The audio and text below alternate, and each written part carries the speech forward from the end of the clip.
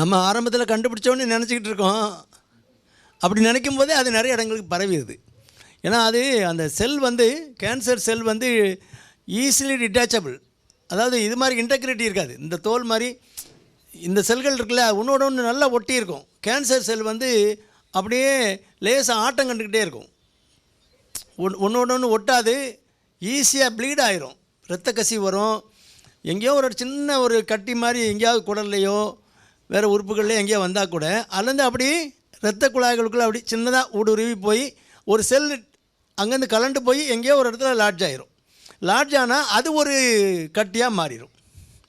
இதே மாதிரி நீங்கள் ஒரு சின்னதாக தான் இருக்குதுன்னு சொல்லி எடுத்துருப்பீங்க, பயாப்சி எடுத்துருப்பீங்க, அது லோக்கலைஸ்டுன்னு வந்திருக்கோம், அங்கே தான் இருக்குதுன்னு வந்திருக்கோம். ஆனால் அதுக்கு முன்னாலே எங்கேயோ பிளட் பாண்ட் ஸ்ப்ரெட்டு, ரத்தம் மூலமாக பரவி எங்கேயாவது எலும்பில் போய் லாட்ஜ் ஆகிருக்கும், இல்லை மூளையில் லாட்ஜ் ஆகிருக்கும், இல்லை லங்ஸில் லிவரில் எங்கேயோ டெபாசிட் ஆகிருக்கும். அது வந்து ரொம்ப ஏர்லியராகவே கண்டுபிடிக்கும். ஒரு சிம்டம் தெரியும்னாலே வந்துடும். இப்போ ஸ்டமக்கில் ஒரு இறப்பையில் வருதுன்னா இறப்பையில் ஒரு பெரிய ஏரியா இருக்குது, அங்கே வந்து கட்டி பெருசாக வரும் வரைக்கும் ஒன்றும் அடைப்புலாம் வராது.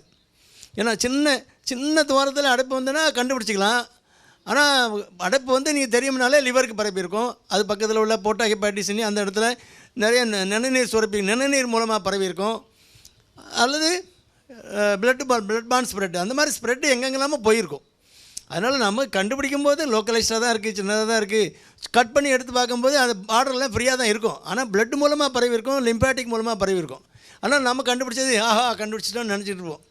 அதனால் லோக்கலைஸ்டாக இருந்தாலுமே அது எங்கேயாவது பரவி இருக்கலாம் இல்லையா, அதுகளை அந்த செல்களெல்லாம் அழிக்கணுங்கிறதுக்காக தான் ரேடியேஷன் தெரப்பி கொடுக்குறோம், கீமோ தெரப்பி கொடுக்குறோம்.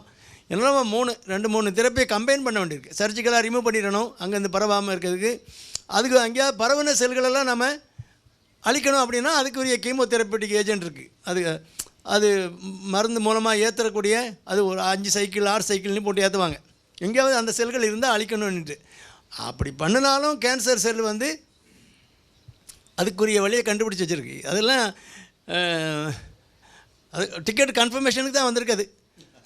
அதனால் கன்ஃபார்ம் பண்ணிட்டு தான் விடுமே தவிர உங்களை போட்டு பெண்டை கலட்டி இருக்க காசெல்லாம் காலி பண்ணி கடைசியில் தான் போய் சேரும். அதனால் ஒரு ஸ்டேஜுக்கு மேலே இது ஒன்றும் பண்ண முடியாது அப்படிங்கும்போது சும்மா காசை போட்டு கறியாக்குறதுல அர்த்தம் இல்லை. கேன்சர் தான் எல்லா இடமும் ஸ்ப்ரெட் ஆகிட்டு அப்படின்னா கீமோதெரப்பினா என்ன ஒரு 6 மாதம் கூட இருப்பாங்க, 4 மாதம் கூட இருப்பாங்க, 2 மாதம் கூட இருப்பாங்க. இவ்வளோ தான் எக்ஸ்டெண்ட் பண்ண முடியும். நீங்கள் அதுக்காக வேண்டி இருக்கிறதெல்லாம் விற்று எடுத்து போட்டு நான் எங்கள் அப்பாவை என்னெல்லாமோ செஞ்சு பார்த்தனே காப்பாற்ற முடியலையே, அது ஒன்றும் காப்பெல்லாம் அதை வேண்டாம், எங்கேயோ உட்காந்து காப்பி ஆற்றினா போதும். கேன்சரு மல்டிபிள் ஸ்ப்ரெட்டு அங்கங்கே பரவிட்டுனா மனசு கேட்கல, என்ன செய்ய?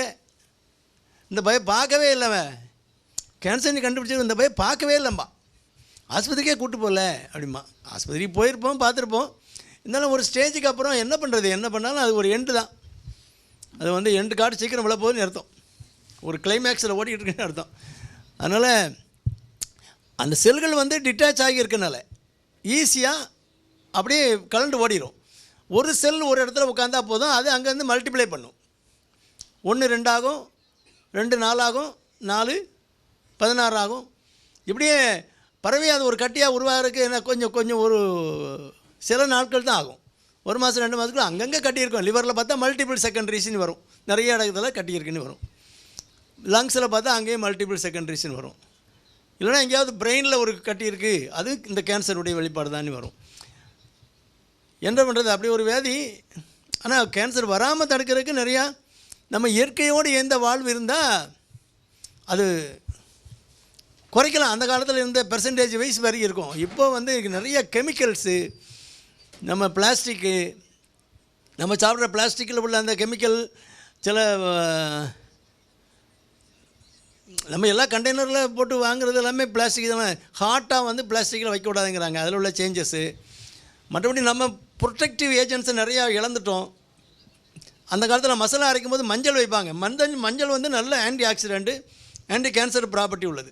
எல்லா மசாலாவிலையும் நீங்கள் தேங்காய் அரைச்சாலும் சரி, மிளகுத்தூள் அரைச்சாலும் சரி, முதல்ல மஞ்சள் வச்சு தட்டி அதை ஒரு பேஸ்ட் மாதிரி ஆக்கிட்டு அதுக்கு மேலே தான் வைப்பாங்க. இப்போ எங்கே மஞ்சளை பார்க்குறோம்? அநியாயமாக நம்ம அஞ்சரை பட்டியெல்லாம் இழந்துட்டோம். சும்மா எல்லாம் பாக்கெட்டில் வாங்கி என்னத்தையே பொடியை தட்டிட்டு இருந்தாலும் போயிட்டே இருக்கும். மஞ்சளாக இருந்தால் மஞ்சள் கலரில் இருந்தால் மஞ்சள், சிவப்பாக இருந்தால் வத்தல். அந்த கலர் தானே பார்க்குறமே தவிர அங்கே என்ன இருக்குது ஏது இருக்குது அவன் கொடுக்குற குவாலிட்டி என்ன யாருக்கு தெரியும். நம்ம இதுக்கு அழகாக வாங்கி வறுத்து அரைக்கலாம்.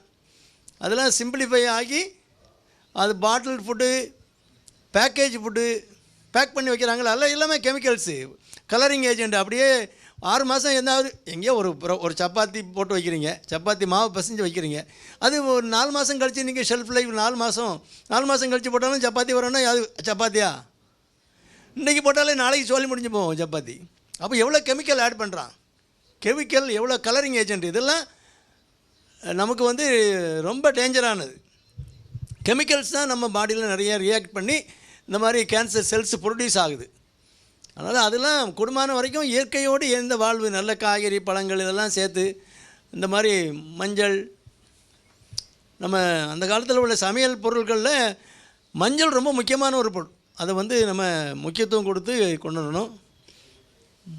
நிறைய ஆன்டி ஆக்சிடென்ட் ப்ராப்பர்ட்டி உள்ளதெல்லாம் இருக்குது. அதில் எல்லாம் கோட்டை விட்டுட்டோம். நம்ம தாத்தா பாட்டி சாப்பிட்ட போதும். சாப்பாடு தான் மெயின்.